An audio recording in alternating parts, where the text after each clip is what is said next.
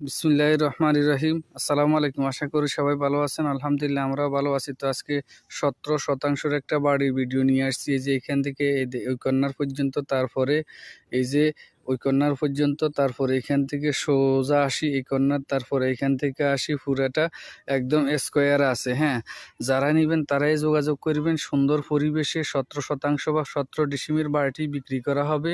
16% এই বাড়ির মধ্যে আছে এবং 1% মতে আছে।